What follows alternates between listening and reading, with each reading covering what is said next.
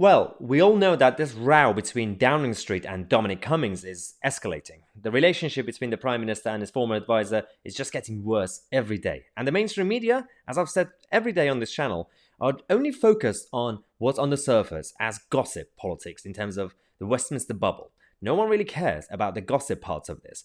People care about the consequences on the national government that we have. So that's one problem that we've had. And secondly, everything else has been happening in terms of the lobbying scandal, the leaks about the lockdown. Of course, Downing Street have been blaming Dominic Cummings on this. Dominic Cummings have come out to defend himself, as I've reported yesterday on this channel. He's going to be coming into Parliament to provide evidence against this. And the issue here is that Dominic Cummings, as I said yesterday, has been recording everything. Text messages, he's been saving them, and some audio recordings he's got about the conversations in Downing Street, and a number of other things as well. A couple of issues for number 10, because the allegations against Cummings that he's been the leak, especially during the lockdown policies that were implemented by the government, he has some evidence that would completely put Boris Johnson and his team into trouble. The Mail reported this, that a text message from Boris Johnson to Dominic Cummings confirmed that the Prime Minister thinks that the inquiry into the Chatty Rat leak is not Dominic Cummings.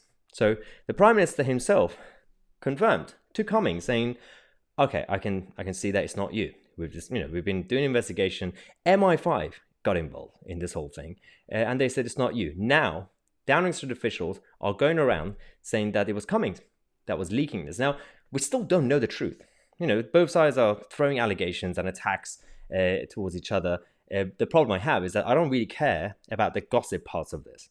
I care about the consequences, as I said, when it comes to the national governments, because this isn't really about Boris and Dominic. Of course, Dominic Cummings has issues with a number of people in number 10, including Boris Johnson's fiancée, Carrie Symonds. But the issue I have is everything else around the story. Senior civil servants and the lobbying scandal. Also, those who apparently have had 2 jobs as civil servants, although according to Simon Case, they don't. But we know we've already heard a number of names who have had 2 jobs while being civil servants. Now, this whole thing will completely escalate. Number 10 today were prepared to come out to use all the tools that they have to defend themselves. Now, one problem is that one allegation against Boris Johnson is that he apparently said when he was pushed to do the second lockdown and third lockdown, obviously he made some remarks saying that he doesn't want to do the lockdowns and he doesn't care about the consequences in terms of people losing their lives. So you would think that number 10 will come out and just reject the idea that Boris would say this. They refuse to deny this. Now, on the one hand, they have said that the Prime Minister wouldn't say something like this, but all the things that are coming out makes you think that they are worried that Dominic Cummings might have some sort of recording or evidence. So they're trying their best not to completely confirm or deny anything at this point. So this isn't really looking good, although they are sending their loyal base to defend Boris Johnson, who had Theresa Coffey, one of the cabinet ministers who's come out doing the media round to defend Boris Johnson and say that completely attack Dominic Cummings to undermine the allegations he's making. The funny thing is, Cummings didn't start this really.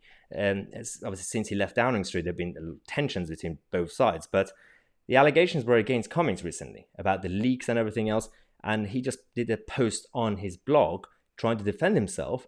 And everything just completely exploded since then. Now he's going to come to Parliament to provide evidence. We've talked about this, obviously, every day on this channel. But the problem is that we don't really know what else he's got, because these 2 points about Boris Johnson's remarks about lockdown hadn't been denied, and also the text message to Dominic Cummings confirming that he's not the leak. Yet they are now briefing the press saying that he is or was the leak. There's no surprise that what Evening Standard reported that 6 in 10 people in the UK think they see Boris Johnson as untrustworthy. So whilst the Tories are still doing well in the opinion polls, things might change. And again, if I were Sir Keir Starmer, I wouldn't be completely too happy about this, because just because people are moving away from the Tories temporarily doesn't mean that they are suddenly going to support and have faith in the Labour Party. this is not how things work in British politics. So this is exactly why on this channel I'm going to try my best to be objective on this issue, regardless of my political leanings, because the mainstream media aren't really reporting what they're supposed to be reporting. It is Tuesday. I've received a number of questions from the members of the channel, so thanks to all the members for sending all the questions. I've got a few of them here. Let's go to the UK Patriot, who says, "Hello Maya, hope you're well. Would like to know your opinion as to why the mainstream media has utter silence of the anti-lockdown protests in London yesterday." So this was the protest on Saturday, I believe, or Sunday.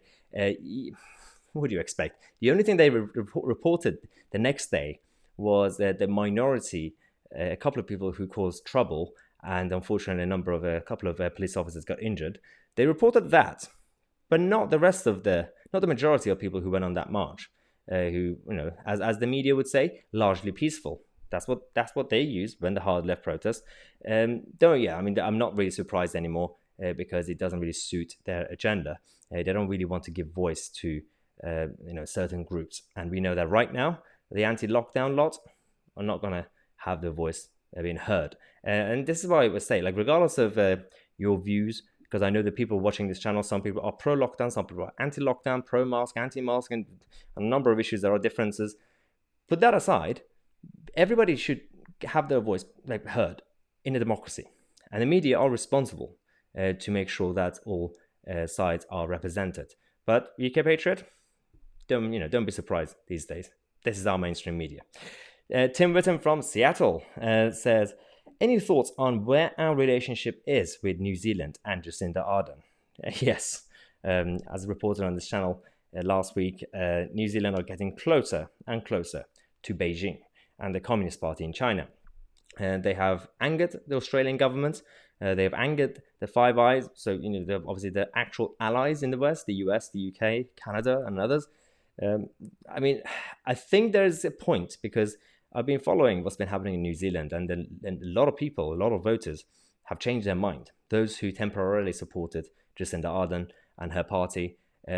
But at this point, I'm not really sure if the New Zealand government would be able to, we could trust them, whether it's on the CANZA, the trade agreement, or on international cooperation in general.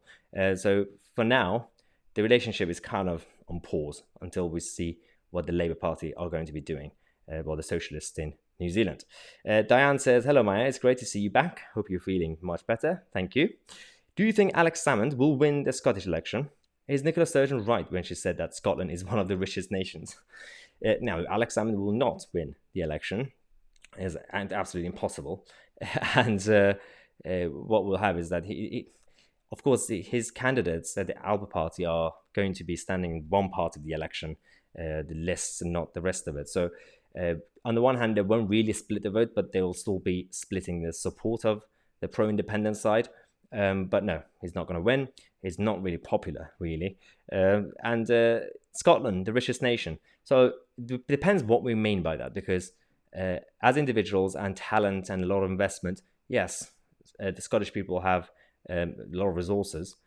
But in terms of as a nation, as a government, no, the Scottish government's deficit is one of the worst in Europe. It's so bad that it doesn't actually meet the requirements to join the European Union. That's how bad the deficit is. So they're not really making enough money in terms of revenue, and they're just spending money that they don't have. So on that front, Nicola Sturgeon is lying. Marine says, "Do you think that Nigel Farage's support of Lawrence Fox will help or hinder his chances of becoming mayor?" Well, we got to be honest, Lawrence Fox is not going to become mayor. And this is not how London's elections work. So it is still a two-party system in that sense. It's not a two-party system, but it's a two-party mentality. And at this point, it's actually one-party state, because Sadiq Khan and the Labour Party are clearly going to win, and it's not even going to be that close. And the Tories are so much far behind. Lawrence Fox and all the other smaller candidates, they might do a bit of a shake-up in terms of the media attention and the agenda and the conversations, but unfortunately, or fortunately, I don't really care. I mean, depending on what your views are, they're not going to win. None of them. From David Curtin, Lawrence Fox, a couple of YouTubers, Brian Rose, there's absolutely no chance in winning the London elections that way. It's not really about good ideas. It's not really about who's the right person. the London elections they're kind of like presidential elections, so it is all about personalities and emotions. So the two tribes, red and blue, it's always between those two. Kizzy says, do you think that Labour are just determined to find Tory sleaze by any means necessary, even when there is none? They just look desperate to me. Oh, yes, absolutely. As I said earlier, with what's been happening with Dominic Cummings and Boris Johnson, in the middle of all this, I don't understand why the Labour Party are trying to just attack everyone who just, even though they're on two different sides. The Labour Party are not innocent. We remember the Blair government with all the problems. If they're talking about sleaze, the Labour Party had the same problem in government. And it's not really a political party problem because all parties have this corruption and dodgy dealings. This is actually an establishment problem. We have civil servants involved. They're not Tories. A lot of civil servants, a lot of same senior civil servants are Labour supporters. Of course, I can't confirm this, and some of it is obviously allegedly. I can't confirm this, but we know that some of them who left the civil service came out and of course attacked Brexit and defended the Labour Party policies. So it's not really a surprise. But no, it's an establishment problem, not really a party problem. Pauline says, what do you think? When do you think the Home Office will get the grips with illegal migrants arriving on our shores? Well, when the UK wins the next Eurovision. Never. Well, I mean, I think at this point, I've reported on this channel that Priti Patel, her rhetoric, she's coming out to promise and promise and promise to do something. I think at this point, if I were her, because I've been saying that the Home Office need to be more transparent, just have more briefings and more press conferences or some sort of press release actually explaining to the public what they're doing or what they're not doing. But at this point, I think Priti Patel should stop giving promises. Give us a couple of examples of things that have been done, as sort of like when she introduced the Australian point-based system, things like that. But it's just a lot of promises. We're still waiting for the Home Office and the Border Force to take control of this whole problem.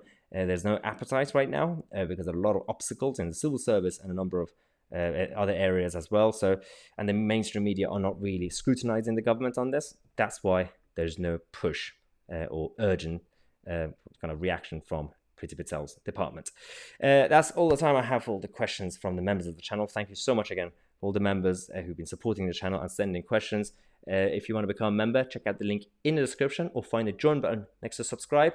I'm Tousi, and I'll see you guys in the next video.